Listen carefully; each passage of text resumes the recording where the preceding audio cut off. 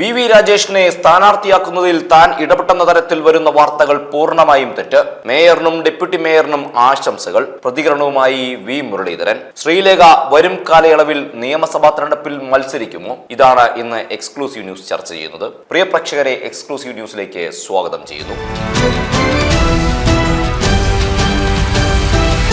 തിരുവനന്തപുരം കോർപ്പറേഷനിലെ ബി.ജെ.പിയുടെ മേയർ സ്ഥാനാർത്ഥി നിർണയവുമായി ബന്ധപ്പെട്ട് തനിക്കെതിരെ ഉയർന്ന ആരോപണങ്ങൾ നിഷേധിച്ച് മുൻ മന്ത്രി വി മുരളീധരൻ രംഗത്തെത്തി. വി രാജേഷിനെ സ്ഥാനാർത്ഥിയാക്കുന്നതിൽ താൻ ഇടപെട്ടെന്ന തരത്തിൽ വരുന്ന വാർത്തകൾ പൂർണ്ണമായും തെറ്റാണെന്ന് അദ്ദേഹം വ്യക്തമാക്കുകയാണ്. സ്ഥാനാർത്ഥി ചർച്ചകളിൽ ആരുടെയും പേര് പറയുകയോ ആരെയും എതിർക്കുകയോ ചെയ്തിട്ടില്ലെന്നും തിരുവനന്തപുരത്ത് ബി.ജെ.പി അധികാരം ഉറപ്പിച്ചതോടെ വ്യാജ വാർത്തകൾ പ്രചരിക്കാൻ തുടങ്ങിയെന്നും അദ്ദേഹം സമൂഹ മാധ്യമത്തിലൂടെ കുറിക്കുകയാണ്. സ്ഥാനാർത്ഥി പ്രഖ്യാപനത്തിൽ സംസ്ഥാന നേതൃത്വമാണ് അന്തിമ തീരുമാനമെടുത്തതെന്നും എല്ലാ വശങ്ങളും പരിശോധിച്ച ശേഷമാണ് ഇത്തരമൊരു നിലപാടിൽ പാർട്ടി എത്തിയതെന്നും അദ്ദേഹം കൂട്ടിച്ചേർക്കുന്നു. രാവിലെ ആർ ശ്രീലേഖയുടെ പേര് ചർച്ചകളിൽ ഉണ്ടായിരുന്നുവെങ്കിലും അപ്രതീക്ഷിതമായാണ് വൈകിട്ടോടെ വി രാജേഷിനെ പ്രഖ്യാപിച്ചത്. മേയർ സ്ഥാനാർത്ഥി വി രാജേഷിനും ഡെപ്യൂട്ടി മേയർ സ്ഥാനാർത്ഥി ആശാനാഥിനും ആശംസകൾ നേർന്നാണ് മുരളീധരൻ തന്റെ കുറിപ്പ് അവസാനിപ്പിക്കുന്നത്.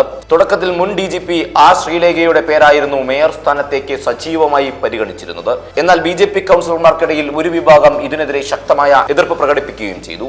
ഇതേ തുടർന്ന് ബി.ജെ.പി സംസ്ഥാന സെക്രട്ടറി വി രാജേഷിനെ മേയർ സ്ഥാനാർത്ഥിയായി നിശ്ചയിക്കുകയായിരുന്നു. ബി.ജെ.പി കൗൺസിലർമാർക്കിടയിലെ ഭിന്നതയും RSS നേതൃത്വത്തിന്റെ പിന്തുണയും വി രാജേഷിന് അനുകൂലമായി മാറി. രാഷ്ട്രീയ പരിചയമുള്ള ഒരാൾ മേയറാകണമെന്ന വാദമാണ് ഇവിടെ മുൻതൂക്കം നേടിയത്. മേയർ സ്ഥാനത്തേക്ക് പരിഗണിക്കാതിരുന്ന സാഹചര്യത്തിൽ ശ്രീലേഖയെ ഡെപ്യൂട്ടി മേയറാക്കുമെന്ന് റിപ്പോർട്ടുകൾ ഉണ്ടായിരുന്നെങ്കിലും ആശാനാഥിനെയാണ് പാർട്ടി ഔദ്യോഗികമായി പ്രഖ്യാപിച്ചത്. ശ്രീലേഖ വരും കാലങ്ങളിൽ നിയമസഭാ തെരഞ്ഞെടുപ്പിൽ, അതായത് വട്ടിയൂർക്കാവ് മണ്ഡലത്തിൽ മത്സരിക്കാൻ സാധ്യതയുണ്ടെന്നാണ് സൂചനകൾ. ഈ ഗ്രൂപ്പ് വഴക്കുകളിൽ വി മുരളീധരൻ ഇടപെട്ട് വി രാജേഷിനെ സഹായിച്ചു എന്ന ആരോപണങ്ങൾ വന്നതോടെയാണ് അദ്ദേഹം പരസ്യമായ വിശദീകരണവുമായി രംഗത്തെത്തിയിരിക്കുന്നത്. ഇത്തരം വാർത്തകൾ മാധ്യമ സൃഷ്ടിയാണെന്നും പാർട്ടിയെടുത്ത കൂട്ടായ തീരുമാനത്തെ താൻ സ്വാഗതം ചെയ്യുക മാത്രമാണ് ചെയ്തതെന്നുമാണ് അദ്ദേഹത്തിന്റെ നിലപാട്. 101 അംഗ കോർപ്പറേഷനിൽ 50 സീറ്റുകൾ നേടിയാണ് ബി.ജെ.പി അധികാരം പിടിച്ചത്.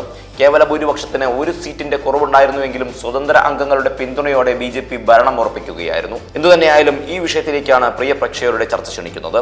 വി രാജേഷിനെ സ്ഥാനാർത്ഥിയാക്കുന്നതിൽ താൻ ഇടപെട്ടെന്ന തരത്തിൽ വരുന്ന വാർത്തകൾ പൂർണ്ണമായും തെറ്റാണെന്നാണ് മുൻ മന്ത്രി വി മുരളീധരൻ പറയുന്നത്. നാഷൻ ന്യൂസ് ലൈവ്, സത്യം, ചരിത്രം, വർത്തമാനം.